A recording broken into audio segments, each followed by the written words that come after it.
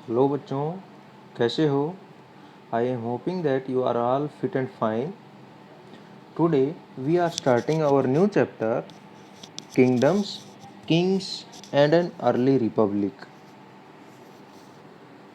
आज हम नया चैप्टर शुरुआत कर रहे हैं जिसका नाम है साम्राज्य, राजा और पहले के गणतंत्र. Election day. Shankaran woke up to see his grandparents all ready to go and vote. यहाँ पे बच्चे की कहानी से शुरुआत हो रही है. शंकरन सुबह उठता है और देखता है भाई उसके जो ग्रैंड पेरेंट्स हैं वो तैयार हो रहे हैं और वोट डालने के लिए जा रहे हैं. भाई they wanted to be the first to reach the polling booth. और वो चाहते हैं कि वो सबसे पहले पोलिंग बूथ पे जाएं. अब पोलिंग बूथ होता है जहाँ पर वोट डाले जाते हैं. देखिए एक पोलिंग बूथ की पिक्चर यहाँ पे, ये है पोलिंग बूथ की पिक्चर जहाँ पे एक लेडी वोट डाल रही है. ये बॉक्स है जहाँ जिसके बाहर किसी को कुछ दिखाई नहीं देता, तो इस पूरे स्ट्रक्चर को कहा जाता है polling booth. Why Shankaran wanted to know where were they so excited? अब शंकरन चाहता था जानना कि उनके जो ग्रैंड पेरेंट्स हैं वो इतने एक्साइटेड क्यों हैं, क्यों इतनी जल्दबाजी में हैं. Somewhat impatiently, his grandfather explained, "We can choose our own rulers today." भाई जो उसके ग्रैंडफादर थे वो जल्दबाजी में एक्सप्लेन किया उन्होंने शंकरन के लिए, we can choose our own rulers today. भाई आज हम अपने शासकों को चुन सकते हैं. उन्होंने पूरा एक्सप्लेन नहीं किया, बस इतना ही बताया कि हम आज के दिन अपने शासकों को चुन सकते हैं जो हमारे ऊपर रूल करते हैं. How some man become rulers. कुछ लोग किस तरह से रूलर बनते हैं. Choosing leaders or rulers by voting is something that has become common during the last 50 years or so. भाई लीडर बनना या फिर रूलर बनना वोटिंग द्वारा, वोट डाल करके, जैसे कि हम अपनी क्लास में मॉनिटर को चुनते हैं. भाई जिसके ज़्यादा हाथ खड़े होंगे जिसकी तरफ, उसी बच्चे को हम मॉनिटर बना देंगे. वैसे ही लीडर और जो नेता होते हैं उनको चुनने के लिए वोट का यूज़ किया जाता है पिछले 50 साल से थोड़ा ज़्यादा टाइम. हम ये 50 साल क्यों ले रहे हैं? क्योंकि because we our India became republic on 26 जनवरी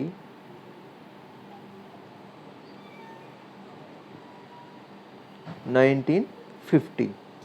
भाई ये जो तारीख है इस दिन से हमारा देश रिपब्लिक बना था. मतलब मत डालना जिसे वोटिंग कहते हैं, वोटिंग से वोट डाल करके हमारे शासन अध्यक्ष जो जैसे प्रधानमंत्री हैं, हमारे मुख्यमंत्री हैं, हमारे जो सरपंच हैं वो चुने जाने लगे थे इस डेट से. तो some of the rajas, how did man become rulers in the past. जो भूतकाल का टाइम था, पुराने के टाइम में राजा किस तरह से बनते थे, भाई रूलर्स किस तरह से बनते थे. Some of the rajas we read about in chapter 4 were probably chosen by the jana, the people. और कुछ राजा जो हमने चैप्टर 4 में पढ़े थे, अभी जो अपना चैप्टर कंप्लीट हुआ उसमें हमने पढ़े थे भाई राजा किस तरह से चूज किए जाते थे, किस तरह से बनाए जाते थे. भाई हमने देखा था जो लोग युद्ध अच्छे से करते थे, जिसमें कोई हुनर था, वीर जो लोग थे उनको लोग चुनते थे और उन्हें राजा घोषित कर दिया जाता था. But around 3000 years ago, we find some changes taking place in the ways in which rajas were chosen. लेकिन 3000 साल पहले कुछ चेंज आया भाई. लोगों ने राजा चुनने का जो तरीका था वो बदल दिया. या फिर वहाँ पे बदलाव आया उस राजा बनने के तरीके में। Some men now became recognized as rajas by performing very big sacrifices. कुछ लोग जो राजा बनते थे वो इसलिए बनते थे क्योंकि उन्होंने बड़े बड़े यज्ञ यजना जो हमने पिछले चैप्टर में पढ़े हैं वो किए थे वे। द अश्वमेधा और horse sacrifice was one such ritual. Ashvamedha या फिर अश्वमेघ यज्ञ जिसे हम कहते हैं, या फिर हॉर्स सैक्रिफाइस घोड़े की बलिदानी, ये एक रिचुअल था, एक परंपरा थी जो राजा बनने के लिए थी। A horse was let loose to wander freely and it was guarded by the Raja's men. एक घोड़ा था, एक घोड़ा मतलब जिसको भी राजा बनना होता था वो एक घोड़ा छोड़ देता था खुला, और उसके साथ उस आदमी के कुछ सैनिक हुआ करते थे जो उस घोड़े की रक्षा करते थे। If the horse wandered into the kingdoms of other rajas and they stopped it, they had to fight. अगर वो राजा का जो घोड़ा था अगर किसी भी स्टेट से किसी भी एरिया से निकलता था और उस एरिया के राजा उस घोड़े को रोक लेते थे, तो घोड़े वाले राजा और जिसने उस घोड़े को रोका है इन दोनों का आपस में युद्ध होता था।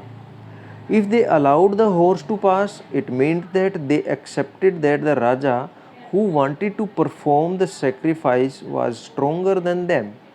और अगर ये जो राजा था जिसके यहाँ से घोड़ा गुजरता था वो उस घोड़े को निकलने देता अपने राज्य से, तो इसका मतलब था घोड़े वाला राजा ज़्यादा ताकतवर है और वो जीत जाता था।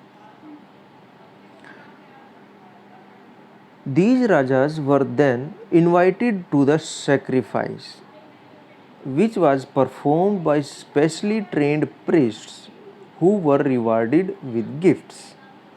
और ये जो राजा थे जो जीत जाते थे, जिनका घोड़ा जीत जाता था, वो भाई सैक्रिफाइस परफॉर्म करते थे, यज्ञ करते थे और दूसरे धार्मिक अनुष्ठान करते थे, और उनमें जो हारे गए राजा थे उनको बुलाया जाता था। और ये जो यज्ञ थे, जो धार्मिक अनुष्ठान थे, ये किए जाते थे स्पेशली ट्रेन्ड प्रिस्ट, खास तौर से ट्रेन किए गए, प्रशिक्षित किए गए पुजारियों द्वारा। हर एक पुजारी इन यज्ञों को नहीं करता था।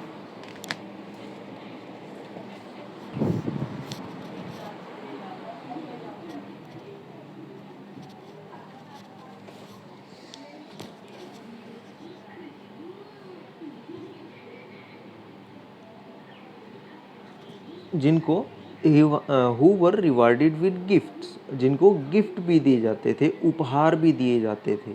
The Raja who organized the sacrifice was recognized as being very powerful and all those who came brought gifts for him. और जो राजा इन यज्ञ और या फिर इन बलिदानों को या फिर जो ये धार्मिक अनुष्ठान जो करते थे वो बीइंग वेरी पावरफुल, बहुत ताकतवर समझे जाते थे। And all those who came brought gifts for them, और जो भी वहाँ पे आता उस अनुष्ठान में वो सभी के सभी उस राजा के लिए गिफ्ट लेके आते, उपहार लेके आते। The Raja was a central figure in these rituals.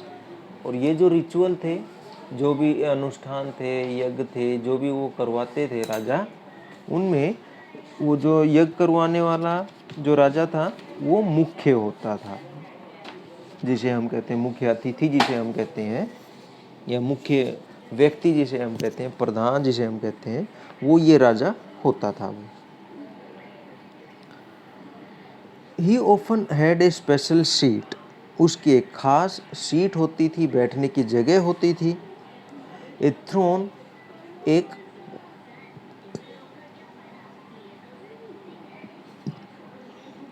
Throne होता था, थ्रोन मतलब राज सिंहासन होता था। ए टाइगर स्किन, या फिर एक शेर की स्किन होती थी भाई। His charioteer, who was his companion in the battlefield and witnessed his exploits, chanted tales of his glory. जो चैरियोटियर था भाई, जो रथ चालक था, जिसे सारथी कहा जाता है, वो उसके साथ होता था राजा के साथ युद्ध में, बैटलफील्ड में, और उसकी जितनी भी विजय थी, जितने भी उसने युद्ध के उसमें मैदान में काम किए थे, वो सारे के सारे उसने देखे हैं। इसलिए वो chanted tales of his glory, उस राजा की शान में सारी चीज़ें बता देता था भाई। उस राजा ने युद्ध में किस तरह से हमला किया, किस तरह से दूसरे राजाओं को हरा दिया, इस तरह से। His relatives, especially his wives and sons, had to perform a variety of minor rituals. उसके संबंधी, रिलेटिव्स संबंधी, स्पेशली हिज वाइफ्स, उसकी पत्नियां, एंड सन्स, उसके बेटे, had to perform a variety of minor rituals, छोटे छोटे अनुष्ठान करते थे वे, जैसे दान देना, ठीक है, इस तरह से उनके छोटे छोटे धार्मिक अनुष्ठान करते थे वे, उसकी पत्नी और बेटे। The other rajas were simply spectators who had to sit and watch the performance of the sacrifice. और जो दूसरे राजा जो उस सेक्रीफाइस में आते थे, उस समारोह में आते थे, उनका काम सिर्फ इतना था कि वो देखें वहाँ बैठकर क्या हो रहा है। Priests performed the rituals including the sprinkling of sacred water on the king.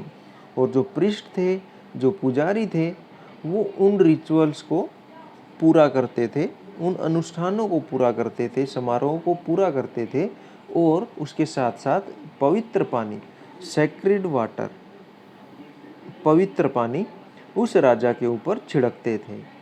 The ordinary people, the vish और वैश्य, आल्सो ब्रोट थिंग गिफ्ट्स। और जो साधारण लोग थे, जिसमें वैश्य भी शामिल थे, वो गिफ्ट लेके आते थे, उपहार लेके आते थे। However some people such as those who were regarded as shudras by the priests were excluded from many rituals. लेकिन कुछ लोग थे जिन्हें, जो प्रीस्ट थे, पुजारी थे, वो कहते थे शूद्र। शूद्र जिन्हें कहा जाता था, उन लोगों को ये अनुष्ठान करने की मनाही थी, नहीं करने दिए जाते थे, वो नहीं कर सकते थे। इसके बाद ये जो शूद्र और वैश्य जो हमने पढ़े हैं, उसके बारे में है एक छोटा सा। We have many books that were composed in North India. हमारे पास बहुत सारी ऐसी किताबें हैं, पुरानी किताबें हैं, जो नॉर्थ इंडिया में रची गई थी, लिखी गई थी। Especially in the areas drained by the Ganga and the Yamuna. खास तौर से गंगा और यमुना के बहाव के क्षेत्रों में। ड्रेन मतलब जहाँ पर गंगा और यमुना नदियाँ बहती हैं, सिंचाई करती हैं। ड्यूरिंग दिस पीरियड, उस समय, these books are often called later Vedic. इन किताबों को बाद में वैदिक कह दिया गया, because they were composed after the Rigveda, after about which you learned in chapter 4, जो कि हमने चैप्टर 4 में पढ़ा है, ऋग्वेद। ये किताबें उस ऋग्वेद के बाद में बनाई गई थी, रची गई थी। These include the Samaveda, Yajurveda and Atharvaveda as well as other books, जिसमें है सामवेद, यजुर्वेद और अथर्ववेद, और इसके साथ साथ दूसरी भी किताबें जो ऋग्वेद के बाद रची गई थी, लिखी गई थी।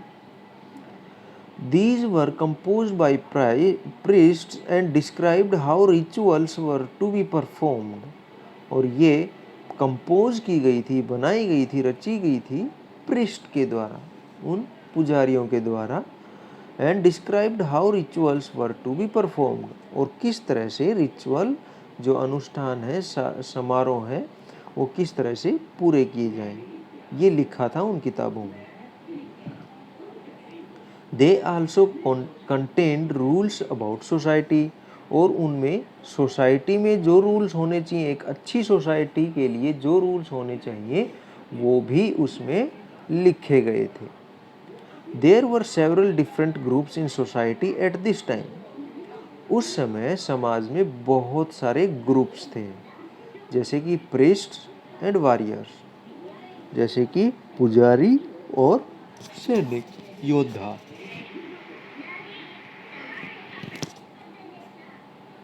फार्मर्स किसान, हर्डर्स पशुपालक, ट्रेडर्स व्यापारी, क्राफ्ट्स पर्सन कलाकार जो मिट्टी के औजार, मिट्टी के बर्तन बनाते थे, पेंटिंग वगैरह करते थे, लेबरर्स श्रमिक जो मेहनत का काम करते थे, फिशिंग फोक मछुआरे, एंड फॉरेस्ट पीपल जो लोग जंगलों में रहते थे।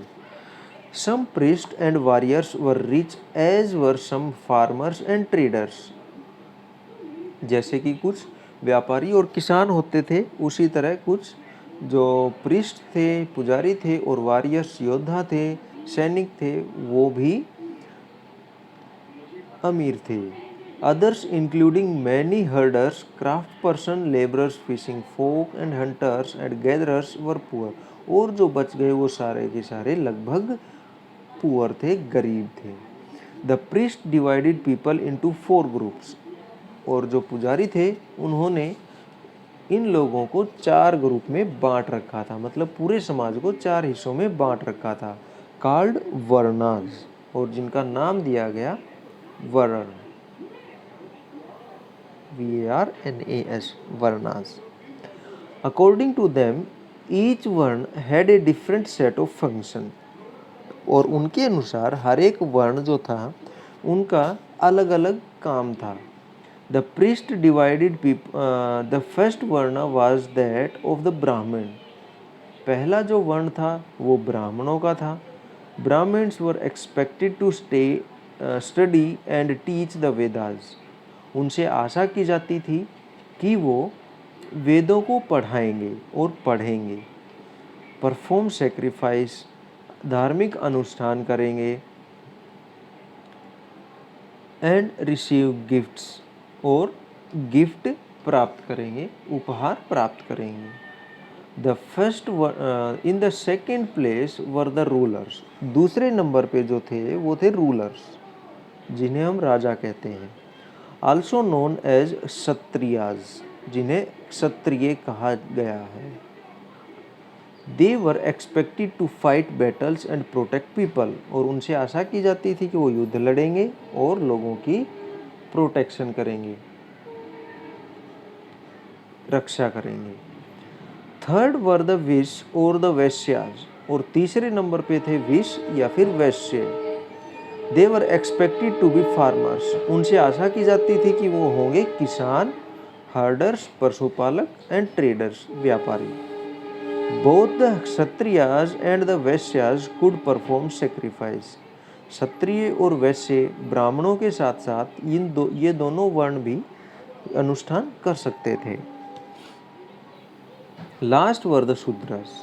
और लास्ट में आखिर में थे शूद्र, who had to serve the other 3 groups and could not perform any rituals. जिन्हें करना होता था तीनों वर्णों की सेवा। जो ऊपर के तीनों वर्ण थे, ब्राह्मण, वैश्य और क्षत्रिय, इनकी सेवा करना होता था और ये रिचुअल्स नहीं कर सकते थे, अनुष्ठान नहीं कर सकते थे। Often women were also grouped with the Shudras. और साधारणतया जो औरतें थी इनको भी शूद्रों में गिना जाता था।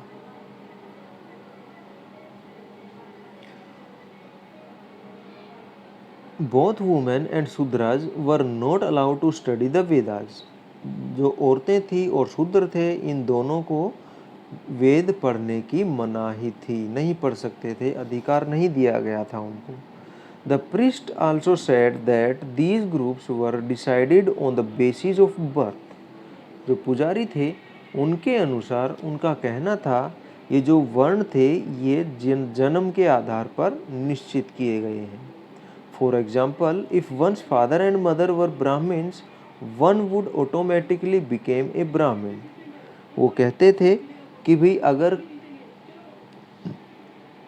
अगर किसी के मम्मी और किसी के मम्मी पापा किसी के माँ पापा ब्राह्मण होते हैं तो जो जन्म लेगा वो भी ब्राह्मण ही होगा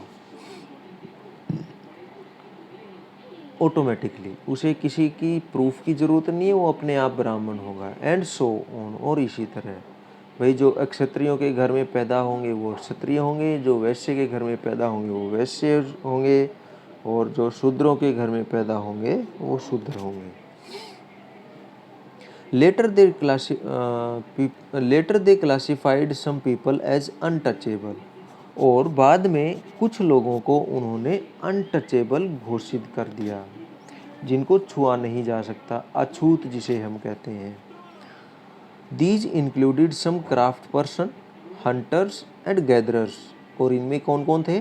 क्राफ्ट पर्सन थे, कलाकार थे, हंटर्स शिकारी थे, गैदरर्स भाई संग्रह थे, जो चीज़ों को संग्रहण करते हैं, as well as people who helped perform burials and cremations, और वो लोग भी शामिल थे जो शमशान में काम करते थे, लोगों को दफनाते थे और जलाते थे। The priest said that contact with these groups was polluting, और ये जो प्रीस्ट थे, पुजारी थे, उनके अनुसार वो कहते थे भाई अगर हम इनको छू लेंगे तो हम मैले हो जाएंगे। Many people did not accept the system of varna laid down by the Brahmins. बहुत सारे लोग थे वो इस सिस्टम को नहीं मानते थे